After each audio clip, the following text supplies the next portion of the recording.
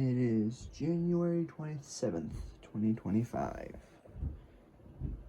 That's Lucy at 8:27 p.m. It has been 20 days since Cookie was put to sleep. Tomorrow will be 3 years. 3 years. 3 weeks since. To recap, Cookie was my pet cat. He was a domestic shorthair, and he passed when he was 2 years and 10 weeks and 10 months old. We got him May 7th, 2022, when he was 8 weeks old. He was diagnosed with a heart murmur early in life and developed a strange thing where he was always congested, always sneezing. You could kind of hear him like breathing a little wonky whenever he purred, like a noise. My mom thought it was some kind of bad allergy that never went away, but I knew it was something else. It's just, can't do anything when your parents don't believe you about that kind of stuff. Because whenever he would get antibiotics, it would clear up for a week. So clearly it was strange. In December 2024, we found him laying under the Christmas tree with weight loss, lethargy, yellowing, and pale gums. Wasn't eating, wasn't purring. The next day, we took him to an ER. He, based on all of his medical levels, it was a miracle he was still alive. Everything that could be bad, while he was still alive, could be bad. If anything had been any lower, he likely would have passed. They thought about putting him down then and there, but instead they prescribed him 0.4 milliliters of doxycycline and 5 milligrams of prednisolone twice a day every 12 hours and sent him home to see if it would work. And it did work. For 5 weeks, Cookie took his medications and he recovered amazing. Everything went back up. Everything that was up that wasn't supposed to be went back down. And even his congestion cleared up. On January 7th, 2025, he went for a vet appointment just to see how he was doing. And the only concern the vet had was that his CBC was at 26%. They wanted it at 30%. They said that with the medications he was on, he should continue to improve and not stagnate. So they thought something was a little weird. We still don't know what was wrong, but they decided they wanted to do some vector-borne testing later just to see if they can get a concrete idea of what Cookie had. Other than that, they sent him back home, and he was okay. About an hour or two later, I woke up, got ready, pretty much immediately, gave him a quick hug and kiss, said I loved him and I'd be home soon, and left at 12:20 p.m. I came home at 3:50 and found him laying on my brother's bed, kind of doing like the chicken sit, where, he's sitting like a little chicken, I guess a loaf. But he was breathing heavily and had his mouth open. And sometimes he would kind of wheeze, this crackly wheeze, and so we rushed him to another ER that very day. They said he was in heart failure. That their theory was he had Evans syndrome and a weak heart from birth that was made worse by his medications, and that to have been properly treated, he would have needed to be on even more meds. It'd be $2,000 to $3,000 to medicate him and to hospitalize him with medicine that would take anywhere from 6 to 12 hours to work if it did at all. Thank you, Lucy. She's at my desk right now, but I don't want to show my monitor. I think she's getting me a drink. No? You coming to see me? And, yeah. The vet said that with everything he had been through so far, that it was actually time to talk about putting Cookie to sleep. Or I can make the choice to spend the money that I didn't have and try to save him. Ultimately, with everything, I decided for Cookie to rest. And so on January 7th, 2025 at 8 p.m., Cookie was put to sleep. And he never woke up. I don't know the exact time his heart stopped with the medication, but I have 2 photos of him that give me an approximate time. And you see, about 7:34 p.m., he was still alive. And about 8:04 or 8:03 p.m., he wasn't.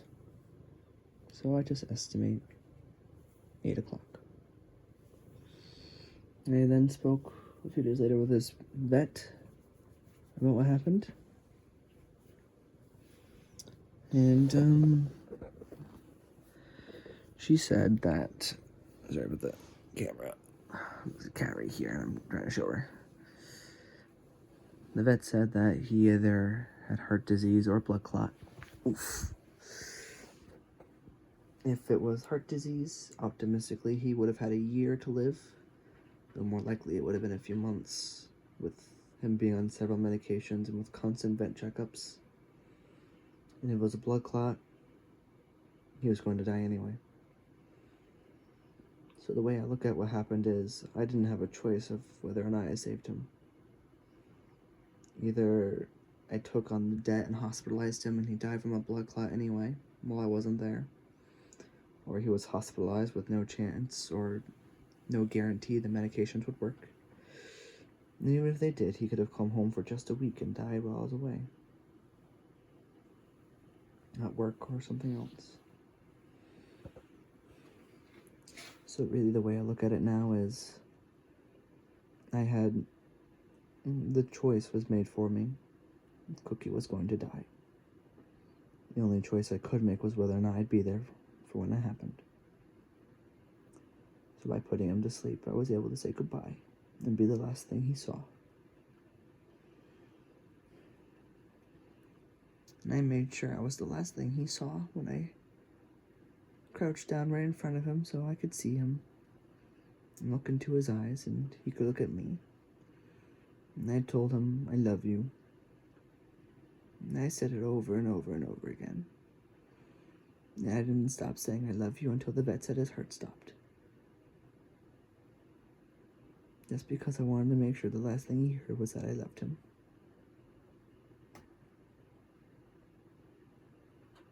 And I'm glad that's what he last heard.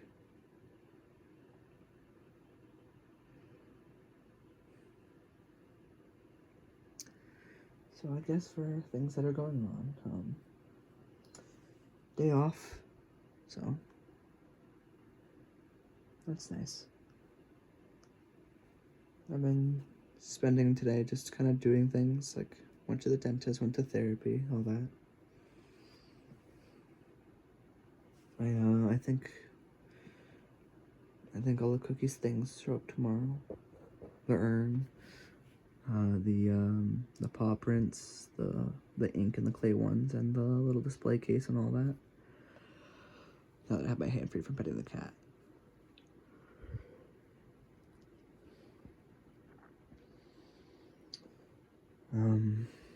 I think it all comes in tomorrow. I don't have any updates or anything. I don't have any emails or text messages or calls or anything about it, so soon.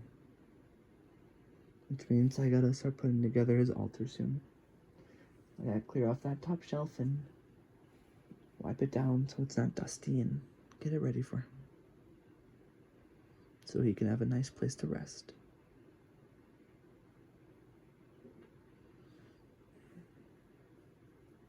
I guess on the update of everything else, Lucy, she seems to be doing okay today. She still seems at times to get that kind of weird vibe where she kind of doesn't want to be pet anymore and gets very anxious, and I'm not sure what causes it. And I wonder if it's the way I'm petting her, or if she has a weird scab somewhere that's getting hit. I don't know.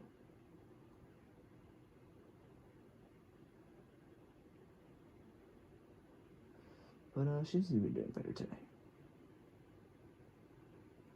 For Posey, I think she's in bed right now, actually. I think she's sleeping on the pillow next to me, which I guess is a worthy update. Posey, who's in bed right now, she's been sleeping with me at night. Whenever I go to bed, Lucy lays at the foot of my bed on a pillow, and Posey sleeps on the pillow right next to my pillow. I have 2 pillows in my bed, technically 3, but I don't use one of them. I save it for the cats. So she sleeps on the one next to me, and Lucy's at the foot of my bed. I still don't have a name for the new cat that we got. It's hard to think of a name because it's got to be a good name, you know? It's got to be the perfect name for a very sweet baby girl. I don't know. I like Marshmallow, but it's just too long. You know, it's Marshmallow. It just doesn't... It just feels like it's too clunky.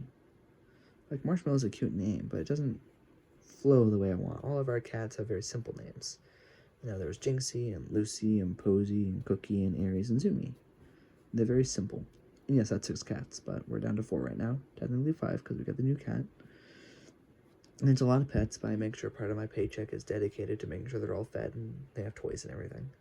I plan to buy more toys so we can play with them more. And I'll be taking Lucy to a vet soon so she can get checked out. Just to see if something's wrong, but yeah. I also didn't have any say in any of the cats. They just kind of were brought home by my mom, despite a lot of arguments saying we shouldn't have more pets, and then we got more pets anyway, and you get the whole thing. It's not, they weren't my choice. I just take care of them now that they're here. So, I mean, I do love them dearly. I just know if it wasn't for me, I don't think they would get as much care as they should.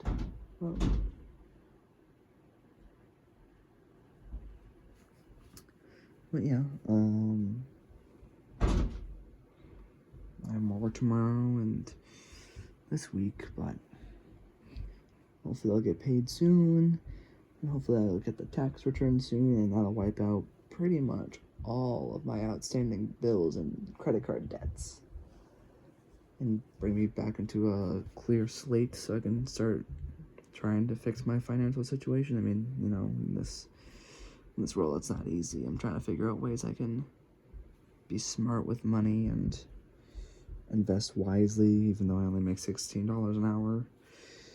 Just trying to get a cushion so in case anything like this happens again, you know, I have something to fall back on. I'm not working with $88 in my bank account like I am now. But yeah, so I've been looking into that kind of stuff just to see, like, what's something simple, what's something beginner I can do, like high yield savings, just to kind of, I guess, smooth out the kinks in my finances so I can take better care of everyone and all my pets, because they're very important to me, and I want to make sure they get the best care they can, and if they ever get sick, I can take them to a vet right away. Like, right now, it sucks that I don't have much money to take Lucy to the vet. I mean, I think the vector-borne illness test is like $190 itself. I don't have that kind of money. And it sucks. So I want to look into safe and careful investment strategies so I can make even more money over time that I can then put into care and projects and stuff without having to worry about, you know, one bad vet bill wiping everything out and making it harder to take care of things. So that's been what I've been using my time today to do, is just figuring stuff out on that end. Now that I'll be getting paid again. I took 2 weeks off work after Cookie passed, so.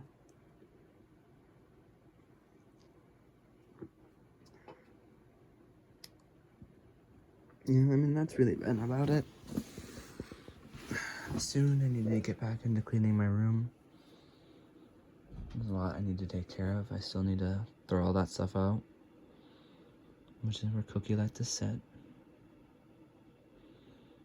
It's just hard, you know, to let go of that.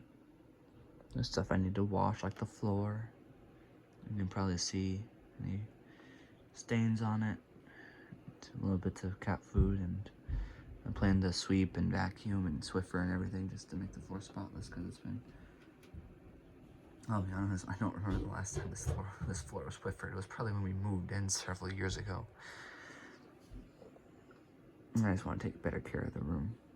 But it's just hard to let go and clean things when I know that once this floor is clean, it won't be the floor Cookie sat on anymore. It won't be the floor Cookie laid on. It'll just be a floor. Any stains or bits of fur he left behind will be gone. That's a hard thing to face. Oh, I never explained the story behind this, did I? The random flannel. I don't wear flannel. But a friend of mine visited once. And they had a flannel jacket that sat on the chair like that while they visited. And the cats really took to liking it. So we went out and we bought a piece of flannel just for them. We sat it on the chair. And, after that, they didn't want to sit on it anymore. So, but as you've probably seen in a lot of the thumbnails, Cookie liked to sit there. So that I'll probably keep. Just like that. I mean, after all, that was one of Cookie's spots.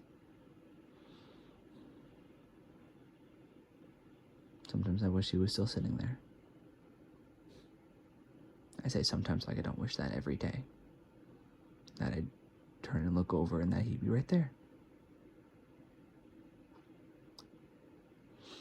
And I'd see my little baby boy sitting there on the chair. And I really wish he was. Because he was so young, and he was so nice, and so sweet, and he should still be here. And it hurts turning over and seeing that he's just not there. I mean, it's been 3 weeks, or 3 weeks tomorrow, and he's just... I mentioned it before, but I don't like the passing of time. Every minute, every second, he gets further away from me. At some point, more time will have passed than I had him for. We had him for about 2 years and, 8 months? Yeah, because we got him at 8 weeks old, so it's about 2 months, so that adds up to him being 2 years and 10 months. But at some point, it'll be 2 years and 8 months and 1 day since he passed, and it'll officially have been longer than I had him for. And I don't like that.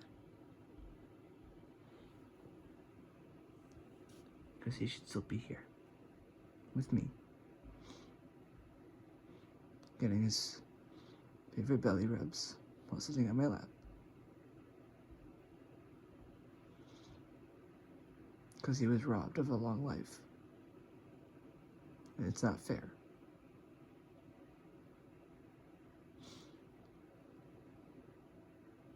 Because I don't understand why he had to go.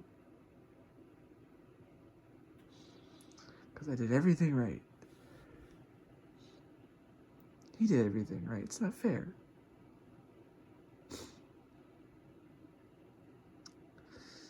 He got better. He was better for 5 weeks, and I just don't understand. Still.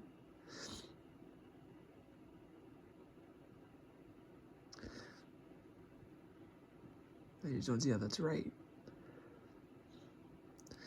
I did everything I could for him, and he did everything right. He took all his medicine, and he relaxed, and he ate, and he drank water, and he ran around, and he was happy. And then just like that, he was gone. Like everything I did was for nothing. Like everything he did was for nothing. We did everything right, and he's still gone. I made every choice I was supposed to, and he's still gone, and it's not fair.